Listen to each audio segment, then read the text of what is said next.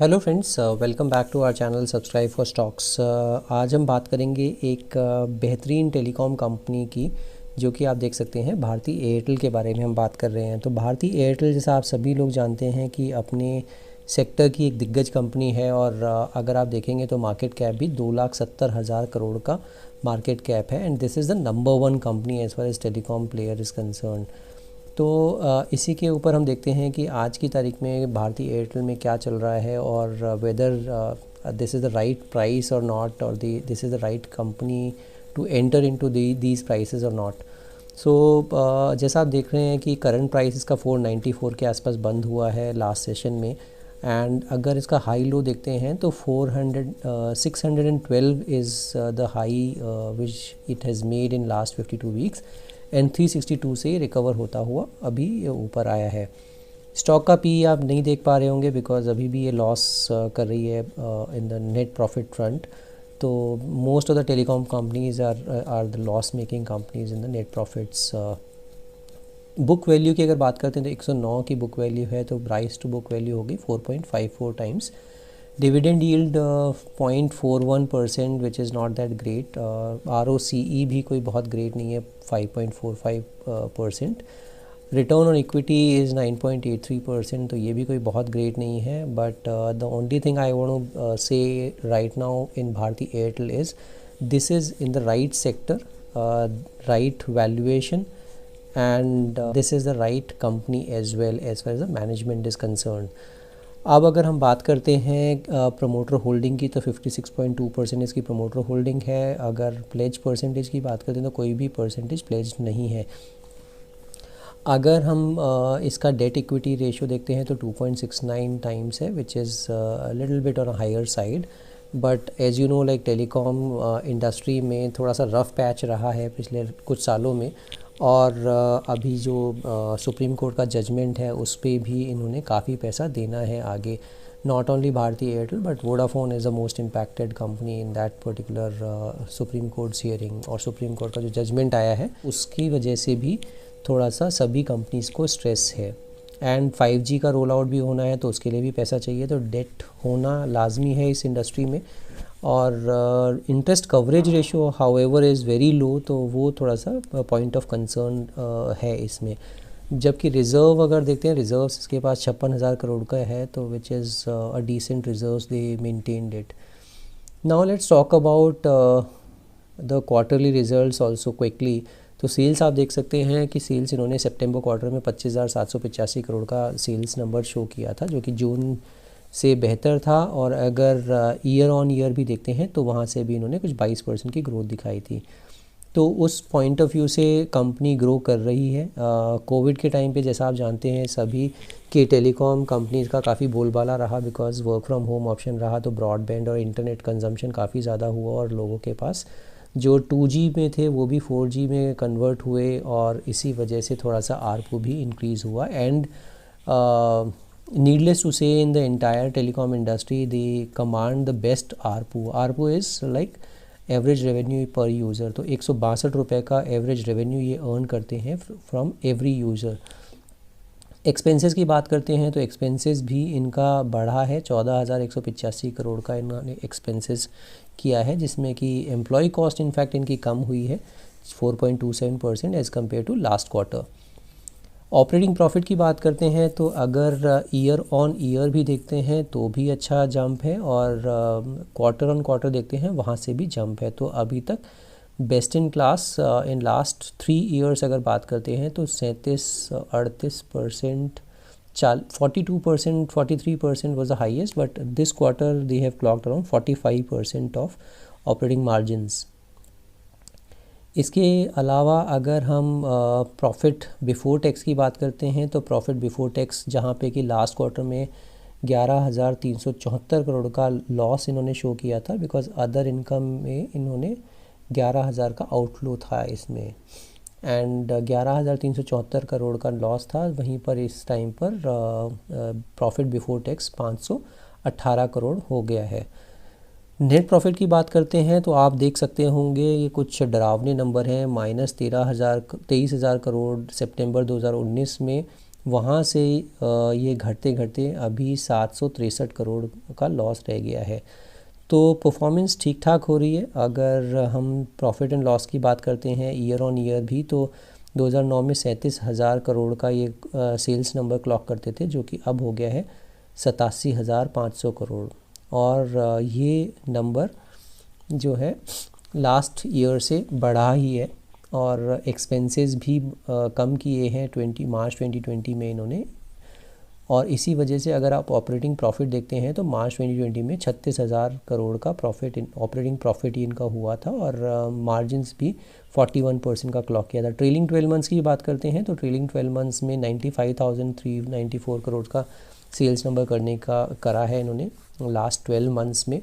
और इसी तरह से अगर ऑपरेटिंग मार्जिन की बात करते हैं तो 43% का ऑपरेटिंग मार्जिन है।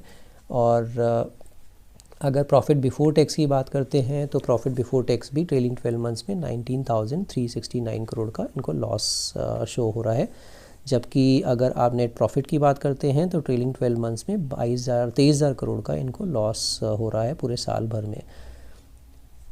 अब अगर हम सेल्स ग्रोथ अगर देखते हैं तो ट्रेलिंग 12 मंथ्स में 15% से सेल्स ग्रो किया है। लास्ट 3 साल में कोई बहुत ग्रेट नहीं रहा, because as I said telecom के लिए बहुत रफ पैच रहा है ये लास्ट 3-4 साल। एंड इसमें आपने देखा भी है कि काफ़ी कंसोलिडेशन भी हुआ है, काफ़ी कंपनीज मर्ज हुई हैं यहाँ वहाँ, और उसी वजह से थोड़ा सा रफ पैच इनके लिए रहा है। बट अभी ट्रेलिंग 12 मंथ्स अगर देखते हैं तो 15% का कंपाउंडेड सेल्स ग्रोथ हो रहा है इनका।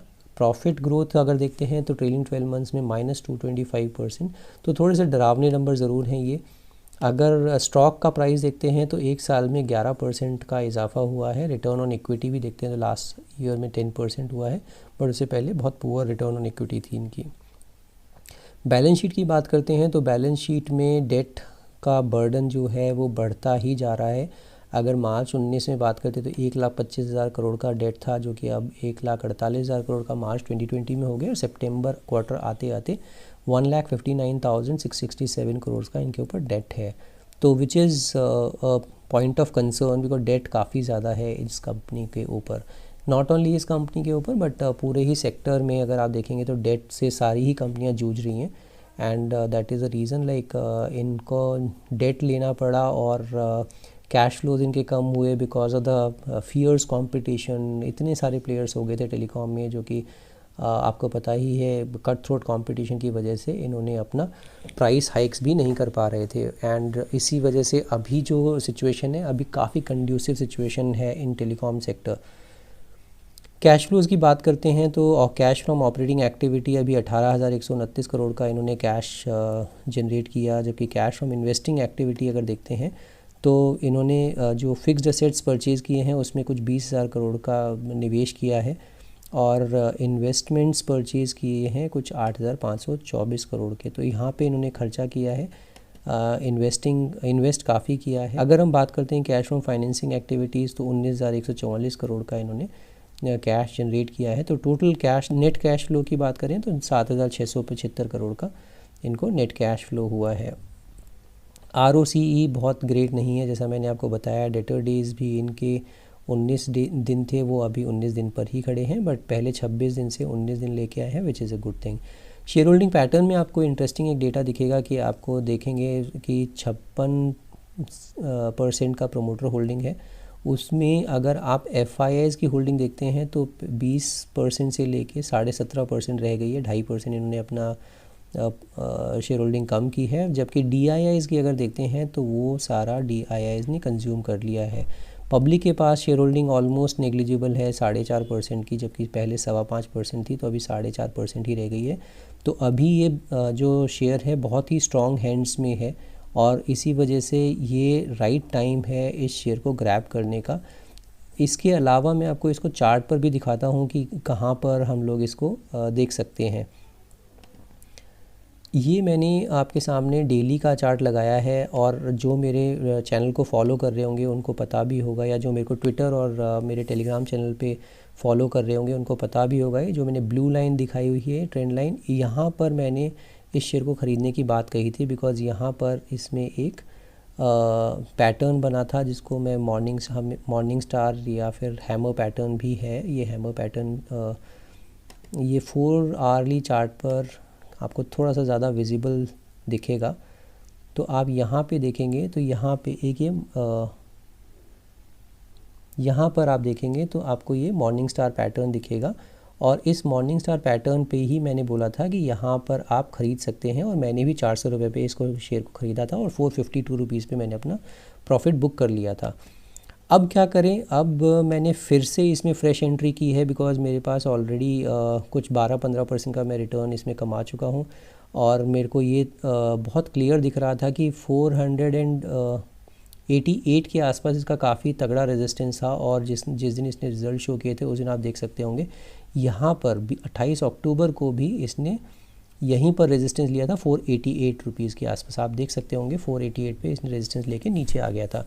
अभी क्योंकि इसने अब कल के सत्र में 200 EMA को क्रॉस कर दिया है, जो कि है 482-83 के आसपास, तो वो क्रॉस कर दिया है, और उसके ऊपर अब मैंने इसमें फिर से फ्रेश एंट्री बनाई है। एंड अगर किसी को फ्रेश एंट्री बनानी है तो अब ये this is the right time to enter into this stock. And इसका जो नेक्स्ट पड़ाव होगा वो क्या होगा, वो नेक्स्ट जो पड़ाव इसका मेरे को दिख रहा है वो नेक्स्ट पड़ाव है कुछ 550 रुपये के आसपास। सो 550 इसका पहला पड़ाव है। 550 भी अगर तोड़ देता है तो फिर इसके लिए जो बड़ा रेजिस्टेंस है वो 600 रुपये के आसपास इसका बड़ा रेजिस्टेंस है। तो अगर ये सबसे पहला पड़ाव 550-560 तोड़ेगा तो बहुत अच्छे से चलेगा, और अभी RSI पर भी ये कोई बहुत ओवरसोल्ड टेरिटरी में नहीं पहुंचा है। 61 के आसपास की RSI है, और यहाँ पर भी पॉजिटिव डाइवर्जेंसेस बने हुए हैं।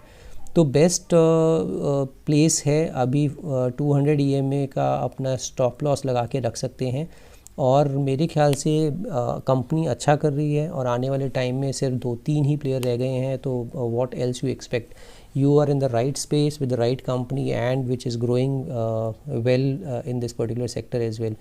इस पे कुछ ब्रोकरेज रिपोर्ट्स भी आई हुई हैं, उसको भी थोड़ा सा ध्यान देते हैं कि ब्रोकरेज रिपोर्ट्स कौन कौन सी हैं। इस पे अगर देखेंगे जियोजित BNP पारिबा की जो टारगेट है वो है 544 रुपये, जो मैंने आपको 550 के आसपास बताया, यही जियोजित BNP पारिबा भी बोल रहा है।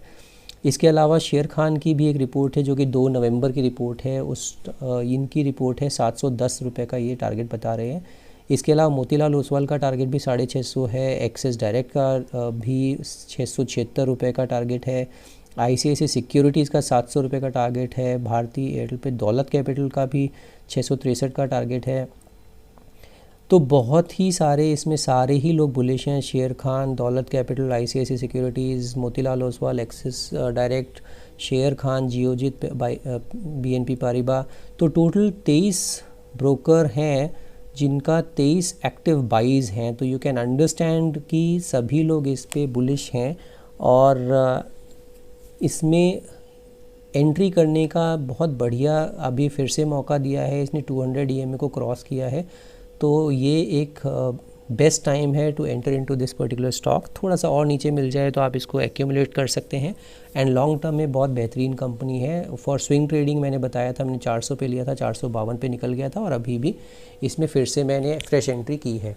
So this is it. अगर आपने अभी तक अपना डीमैट अकाउंट ही नहीं खुलवाया है तो मैंने डिस्क्रिप्शन बॉक्स में आपको एंजल ब्रोकिंग का एक लिंक दूंगा, जिसके थ्रू आप अपना डीमैट अकाउंट खुलवा सकते हैं फ्री ऑफ कॉस्ट। एंड उसके थ्रू खुलवाने का आपको फ़ायदा ये होगा कि you can directly reach out to me and discuss any of your problems and any of your shares as well. और इसके अलावा अगर आप मेरे को अपना ट्विटर पे एंड टेलीग्राम पर फॉलो करना चाहते हैं तो वो लिंक भी आपके लिए नीचे चल रहा है, तो उसमें भी आप जाके मेरे को फॉलो कर सकते हैं, जहाँ पर टेलीग्राम एंड ट्विटर पर मैं स्विंग ट्रेडिंग के आइडियाज़ देता हूँ। बहुत लंबे लॉन्ग टर्म बहुत ज़्यादा मैं टिप्स नहीं देता, या बहुत ज़्यादा मैं शेयर्स नहीं बताता। मैं हफ्ते में मुश्किल से 2 या 3 स्टॉक्स बताता हूँ, बिकॉज उसमें मैं पोजिशनल कॉल्स लेता हूँ। जैसे लॉरस लैब्स में बताया था, बहुत अच्छा चला और अभी और चलने की उम्मीद है। 340-350 का मेरा टारगेट है, मैंने भी अभी होल्ड किया हुआ है इसको। 286 रुपये से मैंने उसको होल्ड किया हुआ है। इसी तरह से काफ़ी सारे स्टॉक्स मैंने बताए हुए हैं, एंड आई एम श्योर जो मेरे को फॉलो कर रहे हैं उनको सबको पता है कि कहाँ कहाँ पे मैंने क्या क्या स्टॉक्स बताए थे, और उन्होंने अच्छा पैसा बनाया भी होगा।